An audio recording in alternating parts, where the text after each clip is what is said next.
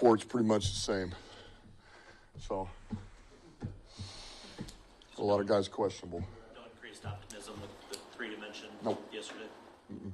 Dan, so the gun charges, JMO's not going to face any gun charges. Have you talked to him about that, and what's your message to him about kind of how dicey the situation could have been? Well, we talked about this. Honestly, this was, we had this conversation with JMO back, I guess right before his suspension started, somewhere in there. So this has been talked about. We're all good. Hey, you got to be mindful of where you're at. Be on top of your details, man. Get that all eyes are on you. And he's good. We hit it, and he understands that. Do you think he appreciates just how serious the situation was, and that, you know, he's had a lot of issues, right? Just how, you know, chance after chance that at some point in the NFL, you know, you run out of chances. Mm-hmm. Yeah, I think he does. I do. I think every one of these that come up, you don't want him to come up, but I do think he's learning and he's growing from these. I do. So, yeah, I do. I do. You guys made a roster move today with James. Just explain why things didn't work out for him here. Yeah, just, you know, it just didn't. It just didn't.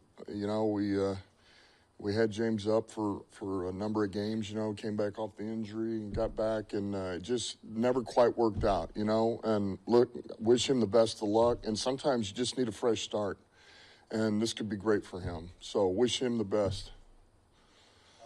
On return, you went with Amon-Ra in the game just because of the way the 46 was structured. Is there a guy in the lead, I guess, for that spot, or are you still trying to figure that out through practice with maybe Tom and Maurice?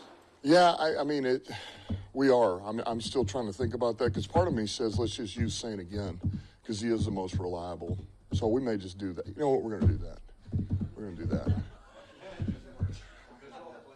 What's that? That made you more confident in the play?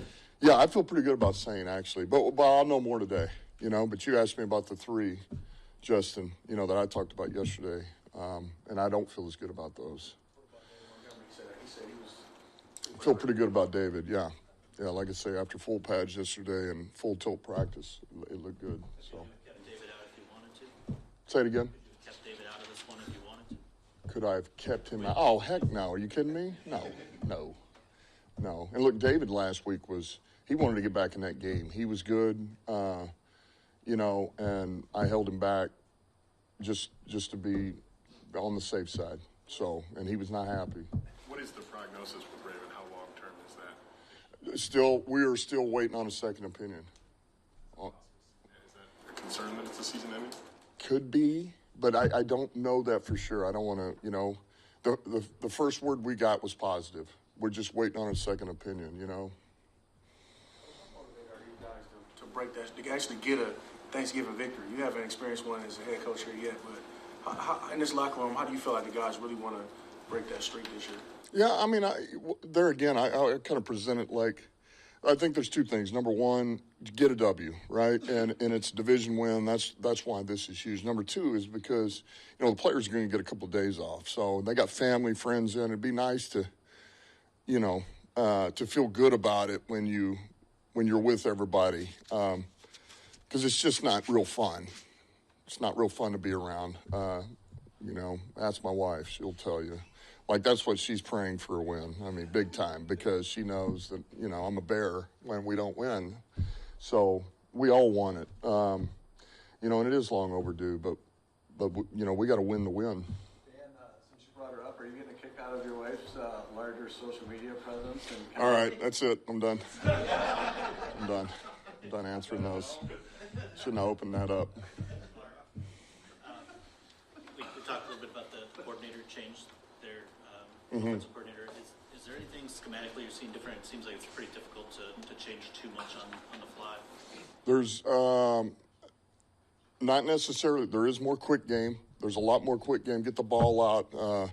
Pretty simple progressions that he's doing really well with, man. You watch him, bam, bam, bam. He's working across the board, flipping his hips, processes it pretty fast. And if it's not there, he takes off. I kind of mentioned that there is some shifts, motions, perfect plays, kills. So there's a little bit of that that's different than it was. But but they're still doing some of the same things. So I think they've just, they're trying to give him the best opportunity to have success, or with any offense, as much as you can. We get this look, this is what we run. We get the other, we go to this. Or I give you the ability to give an alert, or this is the best route out here to my three-man side versus, cover two, cover one, press on one, off on two, whatever that is. So, that helps. I mean, because now you're not worried about, I got to call this and run it against anything they could possibly give me. I know what it is, and it's the best opportunity to have success. First-year quarterbacks always progress at their own rate. Mm-hmm. What's impressed you the most about what Caleb's been able to do in his first few games? Well, look, it's not easy for any quarterback coming into this league. I don't care who you are. Everything happens so much faster. The athletes, the looks that you get, the amount of separation, or the lack of amount of separation you had in college, so those get on you. It takes a minute, and then between knowing protections, am I hot on this? What's the look? I know this is a disguise. I don't know if this is a disguise, the nickel coming. There's just a lot. And so what I've been impressed with is just he has grown. He's grown every game. But these last two, I really feel like he's taken off. And what they're doing with him has been really good for him. And he just looks very composed. Doesn't get frazzled. Plays pretty fast. And, he's an accurate passer, big arm. And he's got some guys that can get open for him. What are you seeing out of his skill set and what he's given you on special teams? Listen, Baki's a pretty good special teams player for us. And like we had a lot of high hopes for him in that regard for us. We felt like in the meantime, while he's learning to be, play the halfback position, because he's kind of new, and it's something he hadn't done a lot of, that special teams would be an area that he would help us, and he's done that.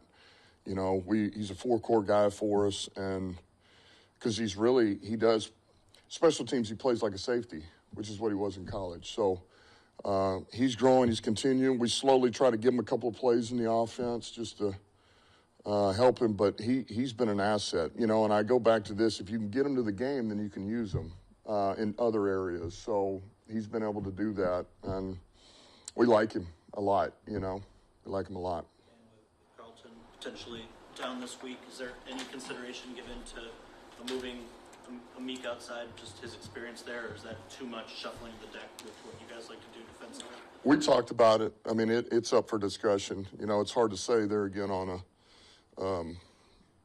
walkthrough. There, I let the cat out of the bag. We really didn't go full speed and pads yesterday. It's hard to do that.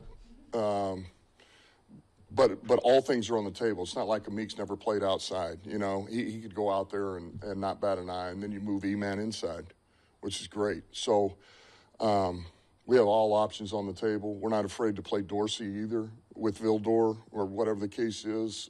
We've got options, and we feel good about all of them. How are you feeling about Henry Hooker's development throughout the year, and if he has to step in and maybe man a series or a game, or how comfortable are you with him? He's progressed, which is, what we told him from day one. We just need growth. We need you to grow every week, and we've given him opportunities in practice, good on good, to run our offense, and as much as we can,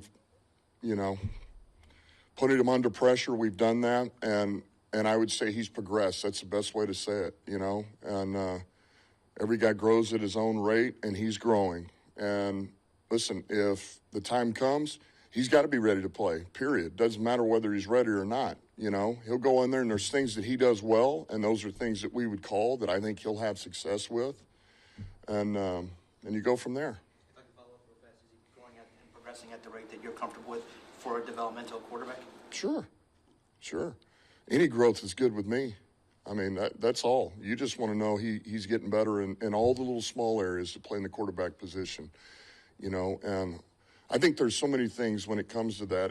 It's you want it all. Everybody wants it all, and it doesn't work that way. And you just want to know, hey man, you can get in there, you can command the offense, get us in the right play. Everybody's going to look at you and know your stuff, and they can trust you. Now, is it going to be perfect? No, it doesn't need to be, because there's a way we can play the game if it comes to that too. So, and I do feel him growing, and that's all you can ask for.